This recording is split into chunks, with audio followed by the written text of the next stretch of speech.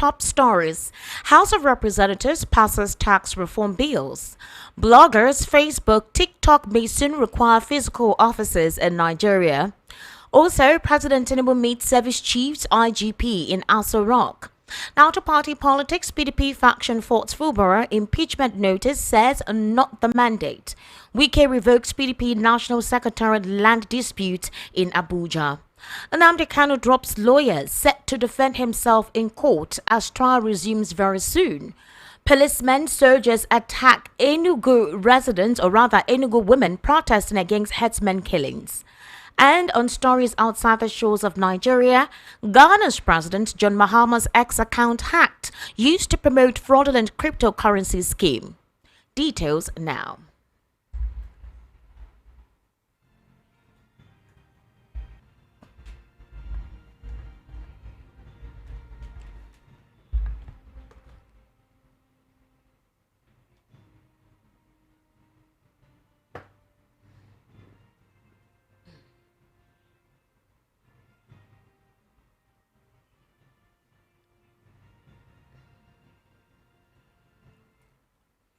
Thank you for staying with us. The news begins with this very recent development where the House of Representatives today approved 4 crucial tax reform bills that were transmitted to the National Assembly by President Bola Ahmed Tinubu in October 2024. The bills, which aim to overhaul the country's tax administration system, now await the Senate's passage before they can be transmitted to the President for final assent. The bills, which cover various aspects of tax administration, were considered and passed after the House Committee on Finance presented its recommendations, particularly on the contentious value-added tax and inheritance tax. The reforms are expected to bring significant changes to Nigeria's tax framework, addressing key areas like revenue collection, tax dispute resolution, and the establishment of new institutions to manage tax-related matters. The tax reform bills approved by the House include a bill to provide for the assessment, collection, and accounting of revenue for federal, state, and local government, prescribing the powers and functions of tax authorities and for related matters. Also, a bill to repeal the Federal Inland Revenue Service Act and establish the Nigeria Revenue Service to manage the assessment, collection, and accounting for revenue accruable to the government of the Federation. A bill to establish a joint revenue board, the Tax Appeal Tribunal, and the Office of the Tax Ombud aimed at harmonizing, coordinating, and settling disputes arising from revenue administration in Nigeria.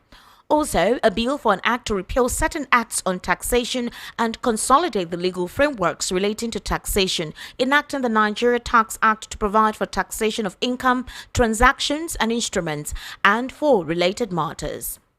In the same vein, the Nigerian Senate has moved forward with a bill aimed at amending the Nigeria Data Protection Act 2023 to mandate the social media platforms set up physical offices within the country. The proposed legislation, titled A Bill for an Act to Amend the Nigeria Data Protection Act 2023 to mandate the establishment of physical offices within the territorial boundaries of the Federal Republic of Nigeria by social media platforms and for related matters 2025. While presenting the bill, the Senator Nwoko emphasized Nigeria's substantial digital footprint, noting that as Africa's most populous nation with over 220 million citizens, the country ranks first on the continent and second globally in social media usage. Citing a Global Web Index report referenced by Business Insider Africa, he stated that Nigerians spend an average of 3 hours and 46 minutes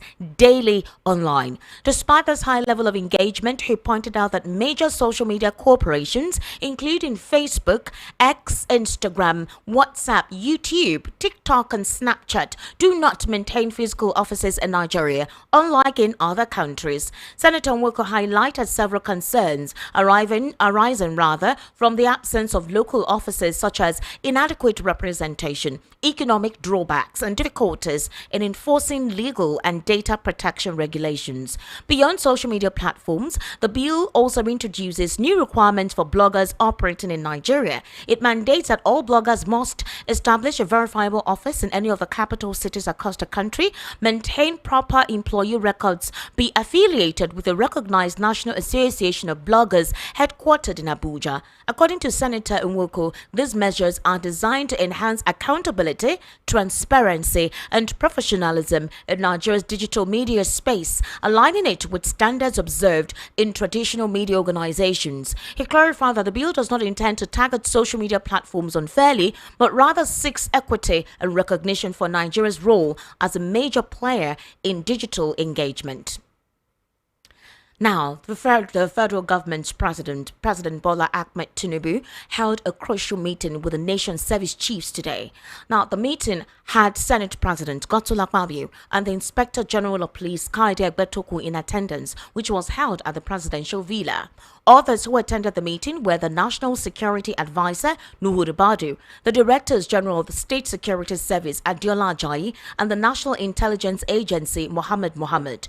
The agenda of the meeting, which commenced around 3 p.m., was yet to be made public as of press time. However, as developments unfold, we will definitely be giving you details right here on Voice of the People, 90.3 FM. Meanwhile, the factional leadership of the People's Democratic Party Working Committee in Rivers State has condemned the impeachment notice against the governor and his deputy by the Rivers State House of Assembly.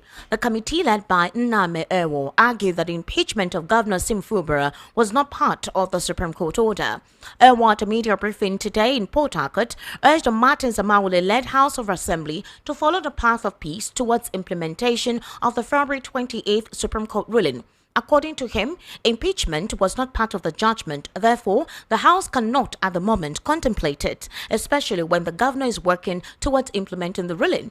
Ewo urged the governor to pay less attention to the issue of impeachment notice as it is not part of the Supreme Court judgment. He also urged members to embrace peace and cooperate with the governor in his efforts towards actualizing the 2025 budget presentation. This, he said, amongst other demands by the Supreme Court, would put an end to the political unrest in the state. Meanwhile, the Federal Capital Territory Minister Nyesom Wike has officially revoked the land title of the People's Democratic Party National Secretariat in Abuja due to the party's failure to pay ground rent for the past 20 years. In a letter dated March 13, 2025, Wike informed the PDP of the revocation, citing the party's continued breach of the Land Use Act, which mandates the payment of ground rents for properties in the Federal Capital Territory. VOP News understands that the letter was signed by the Director of Land Administration, Chijioke, who stated that repeated public notices have been handed over to the PDP, but they failed to remit the required payments for the years 2006 to 2025. Now, in that particular situation, the minister stated that the FCTA administration clarified that it would immediately take possession of the PDP's National Secretariat until all outstanding payments and bills are settled. Wike argued that the breaches committed by the PDP contravene the provisions of Section 28, subsection 5A and B of the Land Use Act. The PDP, however, is yet to respond to the minister's action, but this move has significant implications for the opposition party, which may now face challenges in maintaining its headquarters in the capital. Now to legal matters. The family of the leader of the indigenous people of Biafra, Nnamdi Kanu, has confirmed that he will personally handle his legal defense when his trial resumes on March 21.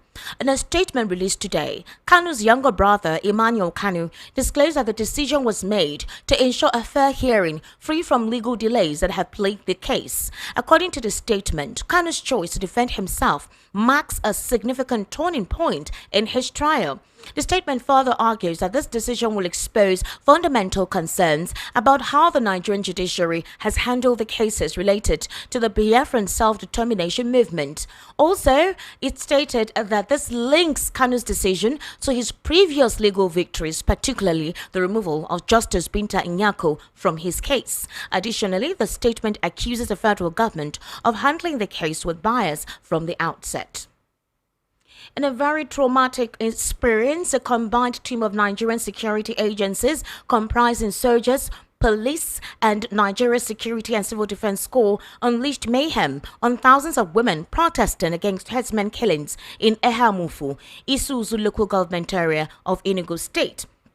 Now, according soldiers and police were deployed by the Enugu state government, led by Governor Peter Rumba, who allegedly wanted to suppress reports of herdsmen attacks and insecurity in the state. Community sources reveal that trouble started when the women, numbering hundreds of thousands, apprehended two individuals accused of masterminding herdsmen attacks in Ehamufu. While one of them escaped, the women held the other suspect and paraded him through the communities. The government then deployed soldiers, anti-riot police, and NSCDC personnel to intervene. Mrs. Regina Odo, one of the leading protesters, recounted the events to newsmen. So, the women accused the soldiers of pursuing them, blocking the major road where they could come out of the town. Hearing the soldiers and policemen could not protect them, the Fulani herdsmen were attacking, killing, and raping them. Other women from other communities in Ehamufu mobilized and stormed the town where the security agents blocked and surrounded them. Immediately, they started shooting with live ammunition and tear gas on the protesting women. Now, in several video and voice clips which was shared recently, the protesting women were overheard calling the council chairman, Obiora Obago, saboteurs who profit from the blood of hundreds of Ehamufu people the headsmen had killed in the past 5 years in their farms and homes. You're currently listening to the World News at 6 right here on Voice of the People, 90.3 FM. We'll take a very short break. When we return, we'll head into a news analysis segment where I'll be joined via the telephone with Mr. Elvis Elimehele. Mr. Elvis Elimehele is a journalist, a political and social affairs commentator. He'll be giving us his purview or his insight into some of the stories read out on the World News at 6. Do kindly stay with us.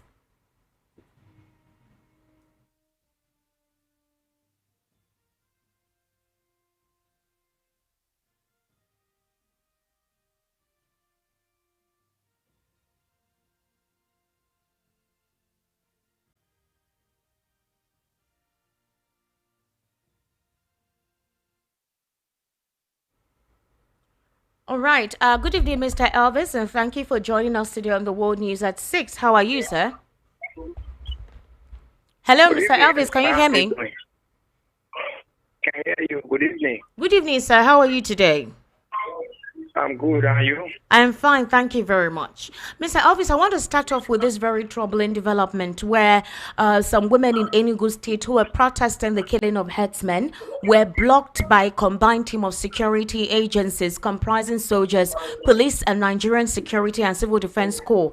Apparently, they started shooting sporadically on the women as they were protesting against herdsmen killings in Ehamufu, Isuzu local government area of Enugu State. Now, I don't know if you recall the situation that occurred at Ebonyi State, where eventually, when investigations were conducted by the state governor, they said that it was not herdsmen attack. In fact, they said it was the community members that caused the mayhem that was ongoing. We had the community members give reports that their phones were seized by the military men that came to their community, told them not to publish any of the videos, literally threatened them. Now, the situation in Enugu State, this is not the first time these women are going on a blockade protesting the killing of their women, of their children, and their men in the community. Why would the security operatives be blockading them, shooting across or shooting sporadically to prevent the women from protesting? What are they hiding, and why don't they like calling out the perpetrators of this crime? If these women have been complaining consistently about this, why not do what you call a voracious investigation to ensure that these supposed individuals that they have been calling out are apprehended? I think that matter actually called for a lot of investigation. I saw that video and I was quite apprehensive about, people who are protesting molestation, raping, killing, and maiming. And again, the law enforcement agencies are now in turn, assaulting them. I don't know. I think the governor, Peter Oba, has been trying so much in making sure that security works in his state. He has made so much effort. But this latest trend that just came out of Enugu State needs to be investigated, because those names that are mentioned that are behind it must be properly screened, and civil society organizations should actually be out to assist these women to make sure that we get to the root of this matter that is, Mr. Elvis, beyond civil society organizations, these women are complaining terribly that they are not safe in their communities. Whether it's Fulani herdsmen or is another set of individuals constituting mayhem, whereby these women cannot go to their farms, you realize that in the southeast, the major means of livelihood for these women who actually reside there is to farm. I don't know if you know how it works. It is what they're able to farm from, what they're able to get from the farms at that evening that they sell in the market. That's how it works. So a situation where they cannot farm on their farmlands, they cannot access their farmlands. There is no accelerated process to ensure that security is provided for these community members. And they caught two individuals who they actually think was involved or part of those who are causing the mayhem in their communities or providing information whatsoever to this herdsmen.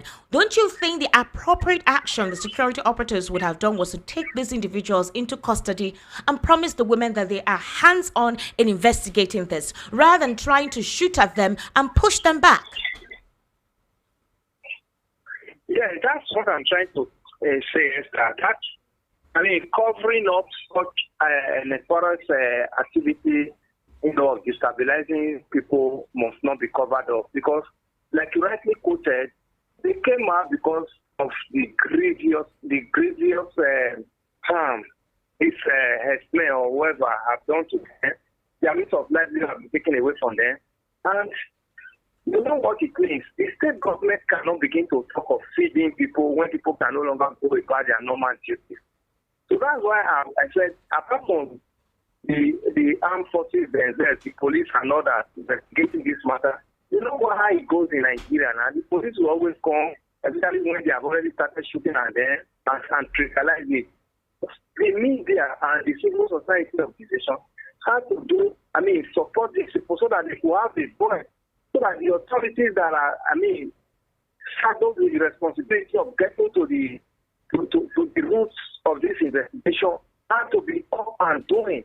Because we cannot just allow Nigeria to be turned into a banana republic where things just happen the way it is, and because some individuals who are like, their kingmakers are involved, and the matter will just be swept under the carpet. We should not allow such.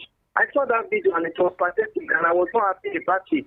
So the government must act as the chief secretary of that state, and must also have the welfare of his people at heart.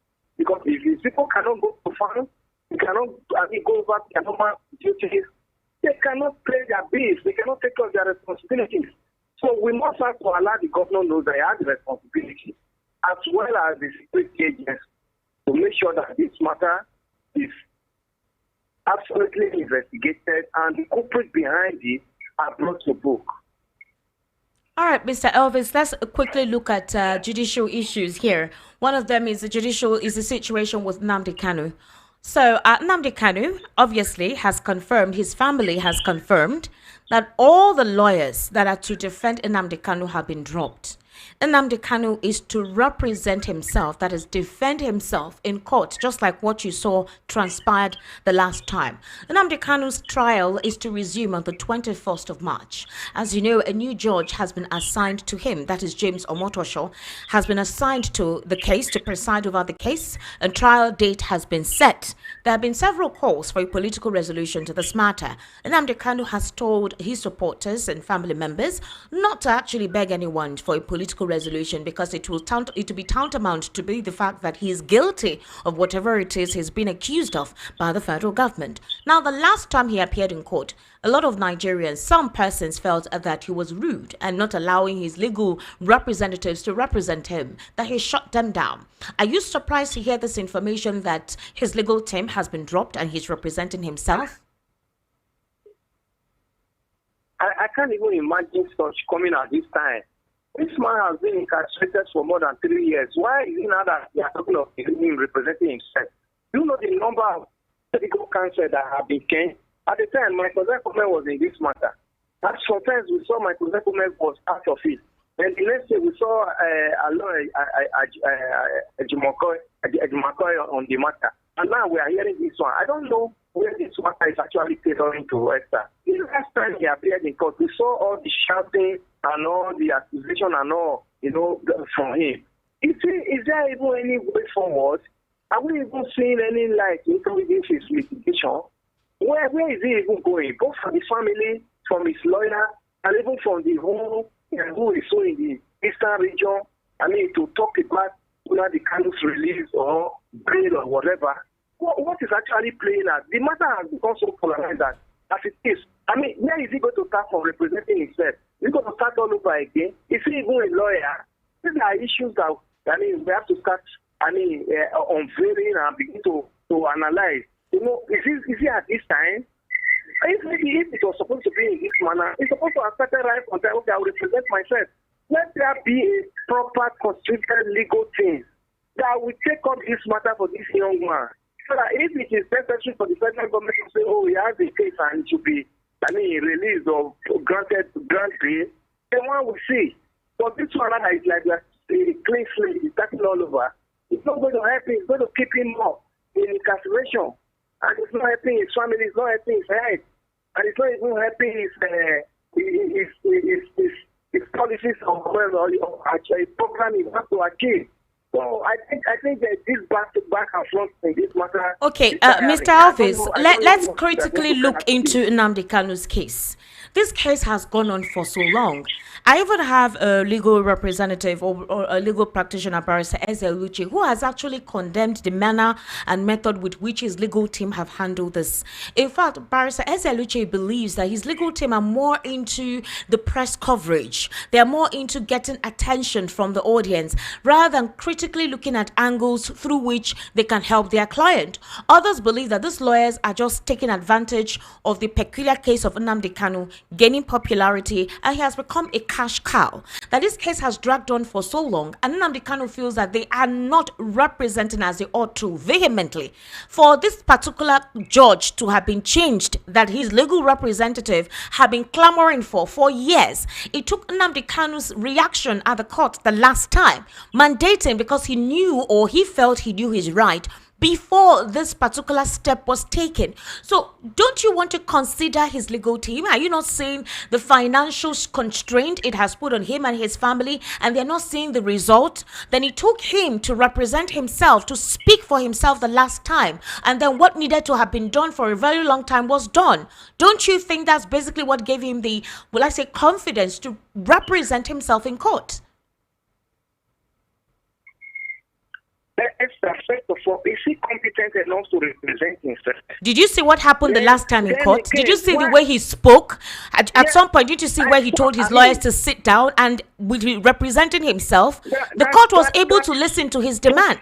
Something that his legal counsel has not been able to make possible. I'm just saying that, don't you think that he feels there's a possibility that doubt has seeped in, or maybe he thinks that his legal team are not really doing enough, and so he needs to take it upon himself so this matter will be accelerated? I have actually seen that his legal team have turned that case to be like a kind of celebrity for themselves, because it's a big case. We are representing Nnamdi Kanu, but that's one side of it. The legal fee over the years, who is responsible? All the legal fees that have been of this matter started. And now we are talking of him coming to represent himself. Can he actually represent himself to get himself out of all the charges against him from Nigeria government? So, but I'm of the opinion that even if the legal team that have been representing him over the years have not done well, let the family constitute a stronger legal team that Nnamdi Kanu will be able to brief properly and tell them the conditions. When you are hiring a lawyer, you should be able to tell them, these are my conditions, this is how I want my case to be. Then you speak to them. But what if this process has not been working for so long? Because according to Nnamdi Kanu, he feels that the very foundations of the institutional bias has long plagued this case, and it will be laid bare for the world to see. That's what the brother is saying. And that from the outset, the federal government has been handling the case with bias from the outset. So he's saying that for him, the decision by Nnamdi Kanu comes on the heels of successfully forcing the recusal of Justice Binta Nyako, who brazenly defied the Supreme Court of Nigeria through her delective implementation of the termination contained in their judgment. That Justice Binta Nyako was hell-bent on convicting a person for exercising a right that the laws of Nigeria stated unambiguously that he could. So if he feels that the legal team are possibly not able to speak ferociously, convincingly on his behalf in court, maybe now, while he speaks, they may do all the legal framework and template and all of that, and he does the speaking. So why are you not confident that he is able to defend himself and he's able to defend himself in court? You don't consider that such a possibility? Esther, anything that has to do with legal matter, it doesn't require shouting and, uttering vulgar language. Law is law. He has precedent. If he was going to represent himself right from the onset, that would have been a different ball game. But getting to this level now, everything is going to start all over, and it will keep him more incarceration. So a situation where getting to the middle of the game and now start changing the rules of the game, I really don't welcome it. If his family can get a proper legal team constituted for him to take over the matter, I think would have said better than him now, going to start representing himself. And Nnamdi Kanu, tomorrow is the next appearance, he might be angry and using some vulgar languages that will make the judge again to say, okay, I am adjourning this case, and so infinitively that you don't even know when the matter will come up again. And what that means is that he will be thrown back again in incarceration and be head up. So he needs somebody. He still needs legal counsel. He still needs legal guardians, people that will be able to guide him, so that this matter can be, brought before the appropriate justices, and so that the matter can be sorted out. It's becoming like a celebrity thing. It's becoming like people are not tapping into it and say, I am part of it. It should not become a transnational thing. So you're saying that he should abide by the rules of engagement, let his lawyers do their job. Is that what you're saying? Is that what you're saying? Exactly. Despite the fact that the lawyers have coming to represent himself now. Despite the fact that his lawyers have not been able to come with anything. Hello? Mr. Elvis? I'm with you. Despite the fact that the lawyers have not been able to come with any angle through into the whole legal interwovenness of his case to see how they can come up with something ingenious that could have accelerated his release or accelerated the trial. So if he has lost confidence in his legal team, what would you expect him to do? Should he start getting a new set of lawyers now when his case is in a few days' time this month? If he has lost confidence in his present legal counsel, he can get another one. In a very short time, somebody who is not being aware and be following up the case, you're telling me in a few days another one will be able to do something ingenious? By the time he appears in court in the next sitting, you see the drama that will come out of that court. He cannot control his anger because he's feeling injurious. And as a result, he's going to use some languages that the judge may not be too happy with again. And this matter will be adjourned. These are the area I'm trying to guide against for him, so that this matter can be dispensed of and the judgment can be heard. A situation where we are not going to start, representing yourself at this time, and look at the last anger in the court. Look at the way he spoke in the last appearance. Who knows what is going to happen in the next appearance again? And by the time that kind of vociferous attitude comes in again, nobody can actually say what the judge pick up from there any longer. And all these ones are delaying his stay in incarceration. It's not good for him, and it's not good for his health, and it's not good for his mission as well. All right. If that's what you think, then let's see how the case will proceed when he appears in court on the 21st of March. Now, still on the situation with Nnamdi Kanu and, the fight for self-determination. The governor of Anambra State, Chukwuma Soludo, has disagreed with Nnamdi Kanu's idea that Igbo should leave Nigeria and form a separate nation. He disclosed that when Northern youths once issued a quit notice to Igbos, he was the chairman of the Planning and Strategy Committee of Ohaneze Indibo worldwide. He said at that time a census was conducted and it was estimated that about 11.7 million Igbos were living in northern Nigeria. So this was through a video which was shared by Channels Television. Soludo said that if Nigeria were to break apart in a disorderly manner, it would create chaos, especially for the southeast, which is a relatively small region. Soludo explained that instead of focusing on secession, Igbos should work together to build a prosperous and livable homeland. How would you react to that? The fact that he contravenes this whole act for self-determination, one of the things that has put Nnamdi Kanu within the DSS custody for several years now. Esther, are you not sure that that is the belief of so many of the political bullies from the southeast? It is, most of them believe in such that instead of talking of secession or breaking out, let there be an amendment to the constitution where every region will be able to utilize what they get from their region for themselves. Like it was in 1963 regional constitution, 1966, before the military coup came up. I remember there was a time some years ago when Senator Abaribe was the guest lecturer in the Igbo Congress in New York. Okay. In Washington there. This was exactly what he spoke. I had all that paper he delivered. Everything he said in that paper was, amending the constitution to give every part of Nigeria the freedom to live as it's supposed to live within an entity called Nigeria. And every of the region will have a federation of inside this nation.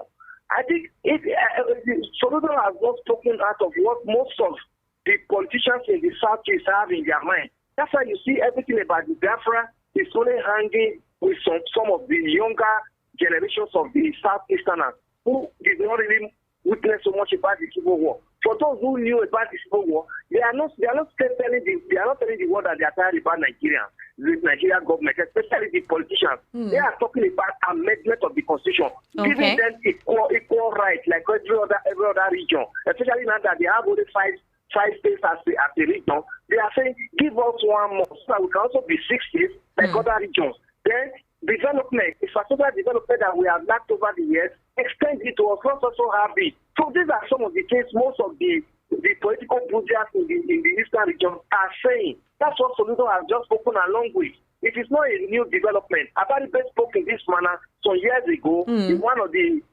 conferences he spoke. He was made the guest speaker right here in the US. I have it in my library. All right, Mr. Elvis Ali Mehele, thank you so much. I would have loved to engage you further, but we've run out of time for the world news at 6. But however, I sincerely do appreciate your intellectual input this evening. Thank you very much, sir. Thank you, Esther. Have a nice time. Thank you.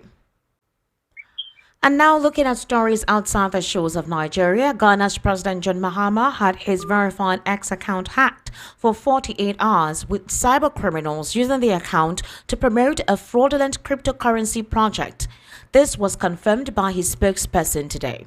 The breach, which began on Saturday and was discovered on Sunday, saw the compromised account posting endorsements for Solana of Africa, a fake cryptocurrency initiative. VP News understands that the hackers falsely claimed the project was led by President Mahama, stating it aimed to make payments across Africa using free Solana blockchain. The post urged Mahama's followers to invest in the scheme, claiming it would revolutionize financial transactions across the continent.